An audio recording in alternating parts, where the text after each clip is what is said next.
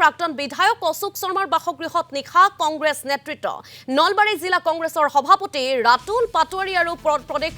কংগ্ৰেছৰ সাধাৰণ সম্পাদক প্ৰদ্যুৎ ভূঞাৰ নেতৃত্বত অশোক শৰ্মাৰ বাসগৃহত উপস্থিত হ'ল কংগ্ৰেছৰ এটা সজাতি দল নলবাৰীৰ প্ৰাক্তন বিধায়কগৰাকীৰ সৈতে ৰুদ্ধদ্বাৰ বৈঠকত মিলিত হয় দলৰ বিৰুদ্ধে বিশুদ্ধগাৰ প্ৰকাশ কৰি দল এৰিম বুলি হুংকাৰ দিছিল অশোক শৰ্মাই কংগ্ৰেছত যোগদানৰ চৰ্চা চলি থকাৰ মাজতেই অশোক শৰ্মাই কংগ্ৰেছৰ প্ৰতিনিধিৰ দলৰ সৈতে বৈঠকত মিলিত হোৱা এই বিষয়টো এতিয়া তাৎপৰ্য বহন কৰিছে বিশেষ সূত্ৰ অনুসৰি কংগ্ৰেছত যোগদান কৰাটো প্ৰায় নিশ্চিত নলবাৰীৰ প্ৰাক্তন বিধায়কগৰাকীৰ অহা 9 আগষ্টত কংগ্ৰেছত যোগদান কৰাৰ সম্ভাৱনা আছে অশোক শৰ্মাৰ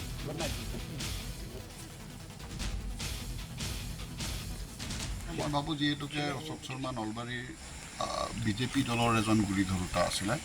বহু বছৰ তেওঁ সংগঠনৰ লগত জড়িত আছে হয়তো তেওঁ যেতিয়া কংগ্ৰেছ দললৈ আহিব তেওঁৰ যি ফলোৱাৰ আছে সেয়া কংগ্ৰেছতো আহিব আৰু তাৰোপৰি এইটো এটা যদি তেওঁ আমাৰ কংগ্ৰেছ দল যোগদান কৰে যে যিটো বিজেপিয়ে শ্লোগান দিছিলে এটা সময়ত কংগ্ৰেছ মুক্ত ভাৰত হ'ব তাৰে ওলোটা পৰিৱৰ্তন যে এতিয়া বিজেপিৰ পৰাও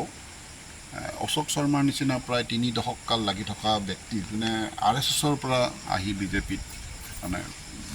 আছিলে সংগঠনত আছিলে সেনেকুৱা ব্যক্তিও কংগ্ৰেছলৈ আহিব ধৰে গোটেই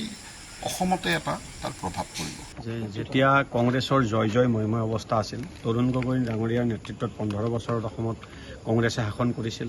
নলবাৰীত 3টাকৈ সিট জিকিছিলে সেই সময়ত অশোক শৰ্মা ডাঙৰীয়াৰ নেতৃত্বত এটা ভাড়া ঘৰৰ অতি সৰু এটা কোঠাত বিজেপিৰ পতাকাখন আলাই কিনে অশোক শৰ্মা ডাঙৰীয়াই বিজেপিক নেতৃত্ব দিছিল আজি সেই নেতৃত্ব দিয়া ব্যক্তিজনে নিৰ্বাচন খেলিছিল আৰু তেখেতে নিৰ্বাচনত জিকিছিল কোনো কাৰণ নোহোৱাকৈ তেখেতৰ টিকটো কাটি দিছিল তেতিয়ালৈকে অশোক শৰ্মা ডাঙৰীয়াৰ আপত্তি আমি দেখা নাছিলোঁ কিন্তু অশোক শৰ্মা ডাঙৰীয়াৰ লগত কথা পাতি যিটো গম পালোঁ যে বিজেপিত অৰিজিন যিসকল বিজেপিক অন্তৰেৰে ভাল পোৱা নেতা সেই নেতাসকলৰ এতিয়া স্থান নাই তেখেতসকল সম্পূৰ্ণৰূপে চেপি ধৰিছে তেখেতসকলে আচলতে যদি ক'ব যায় হাৰ্ট পেচেণ্ট বনাই দিছে দলৰ ভিতৰত